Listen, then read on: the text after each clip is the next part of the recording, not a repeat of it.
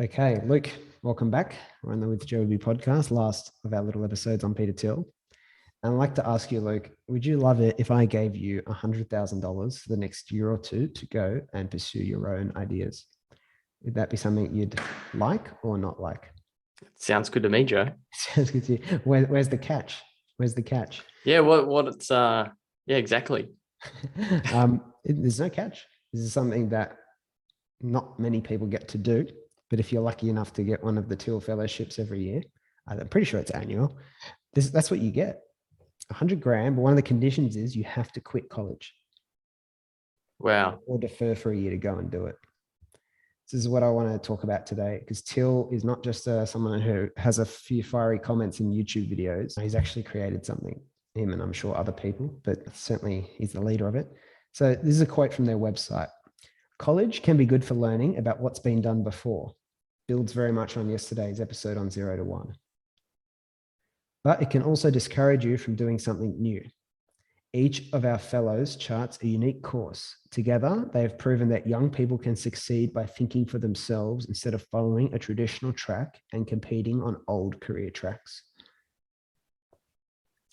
Phenomenal. It's gold. It sums so much up there. But it's just the institutions we have are not about creating innovation. No way. Right. So this is like examples of things that are out there. This is obviously a pretty important example of one. The hardest thing about being a young entrepreneur, this is also from the website, the hardest thing about being a young entrepreneur is that you haven't met everyone you'll need to know to make your venture succeed. We can help connect you to investors, partners, prospective customers in Silicon Valley and beyond. So you take a step back for now, why I froth on this so much. Obviously, it's the big concept of constant student. Like you need people more than any of the other stuff. Right? One of the biggest problems you have that you don't know you have right now, usually, is that you haven't met the right people yet. You've been so conditioned to seek information and answers and stuff like that. Really, if you know people who can help you get your own idea up and running, or get you a job, or who challenge you, and sometimes maybe it's a bit intangible, mentors, things like that, those things move the needle more than a line you read in a book usually. And so this is the point. If you can tap into the networks, most of your problems are just gone. Right? So this is the concept of the Thiel Fellowship. If you get one of the fellowships, you get put in that environment. So I think the big point, all right, so I'm going to unpack today why I think this is pretty cool. And Luke, you can jump in with any thoughts or questions. So don't be shy at any point. The opportunity cost of college or university for entrepreneurial and innovative young people.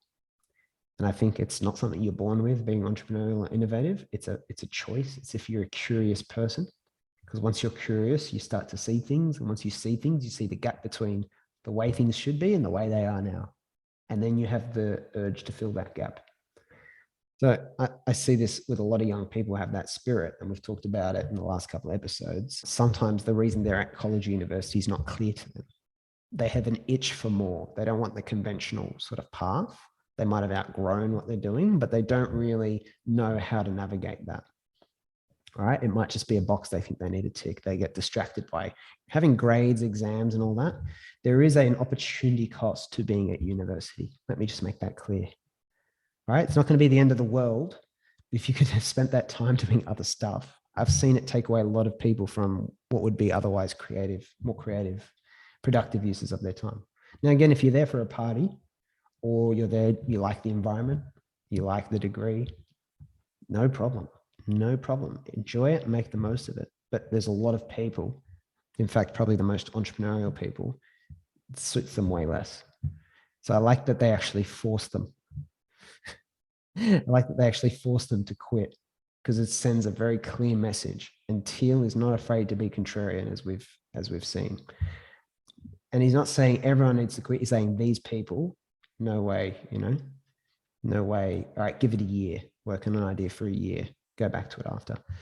Now, the other thing that's great about this is that what a lot of entrepreneurial people lack, or people who are at university, college, but they don't know what else they should be doing, or it feels like a bit of a jump. They don't want to jump off the ship into the water. They want another ship to come up that they can jump onto, if that makes sense. People don't want to be like doing nothing with themselves. That's fearful. But what I like about this, it creates momentum, excitement. incentive and financial breathing room around it. So instead of like quitting and starting your own idea, you're in a group of people, part of an alumni, an exciting group of people doing it. And you're going to tap into those people and you get the funds to pursue it as well, which fills another big gap. So to me, it's pretty perfect because instead of like jumping out doing something cold, it's quite the opposite. It's like really exciting. That ship is just like cannoning past. You want to be jumping onto that.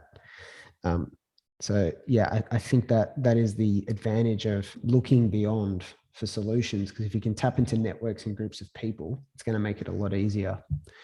And it makes having ideas feel special, I think, too, instead of it being weird to think differently. Just even a lot of these ideas that they've pursued. But when you're in an environment of people pursuing ideas, it's way different. When you're just with your old friends or the people at university, you're pushing against the culture way more to go do something self-directed. So there's so many forces that are keeping you away from doing something quite innovative that are actually reversed. That becomes exciting. It has a pull factor with something like the Thiel Fellowship. There are probably, what do I have here? Yeah, I think there's probably four or five other things I really love about this. And again, feel free to jump in on any of these, Luke. I like that it's small and niche. I think it's 20 people every year. Right? I'm sure he could afford to do more, but it's not. And why I like that is depth is prioritized over breadth, which I think I've been a powerful lesson for constant student, to be honest, too. Like high touch is really everything in education. High touch, I mean, like it's quite full on. Like you want to be talking to someone, seeing, because when I'm talking to someone, I can see what their false beliefs are. I can see their idea, what they need next, who I know that they need to be introduced to, stuff like that. Like it's more high touch. Low touch is like you pay for my online course or you listen to the podcast and that's it. All right. People can get value from the podcast, but I don't know what they're going through. And they're not talking to anyone about their challenges, or no one's telling them this is what you could be doing, or this is who you should talk to. So really quality education has to be higher touch, which means it can't be like something you design for 10,000, 500,000 people, really. Yeah. It's got a quality high touch element in it. So there's trade-offs to both sides of There's trade-offs. The coin, in the sense that it needs to be scalable, Yep. but at the same time, yeah. If you're working on a scale. But what I would say is, I think scalability comes from alternative education solutions. That is things like Thiel Fellowship or perhaps constant student, things like that. The scalability probably comes from two things: enabling the enablers, and leadership, holding up an example of what can be done. So like the Thiel Fellowship is I'll never get it, but it's a very like reaffirming thing for someone who wants to start a constant student like thing. And also creates people in society who, helps accelerate ideas of these people in society that do it. So, the second thing I love about it is that it's effective. So some of the alumni, the founder of a platform called Figma, a software tool called Figma, all right? It is Dylan Field, that's right, 2012. And, for example, so this is why I say it's scalable. Figma is a graphic design kind of software, right? I'm using it at the moment to make an animated bloody video, right? There's no way I could have made this otherwise. It's like Canva, but more specialized to, designing apps and things like that. That has a major impact on what people can build. So in a way, it actually helps with the education thing too, because it actually helps people build things. There's an indirect benefit of the Thiel Fellowship. Another notable alumni is Vitalik Buterin. Is that right? Yeah. Ethereum. Yeah, so like very important for the progression of blockchain technology and cryptocurrency. Right. And that has a big impact on, if you think about it, circles back to education too, because obviously society, surprise, surprise, everything's bloody linked. And so this impacts our way of life, our way of doing business, collaborating, paying people internationally, having secure, income that's not as easily regulated by government, right? Protection from central banks meddling. This changes the whole reality of the world you live in, shapes the actual world. So that impacts, it's obviously going to impact education too. So there's a real power that comes from helping to accelerate innovation as a focus education.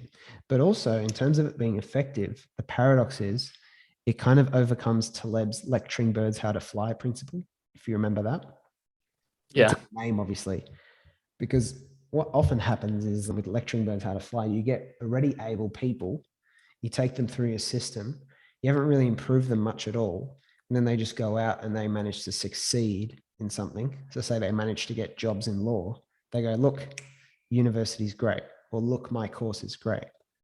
But it's a mistake of, it's a mistake of judgment. Whereas I think things like this, they're not claiming to turn people into incredible human beings, incredible entrepreneurs, just giving them the resources to do what they have. It's their idea.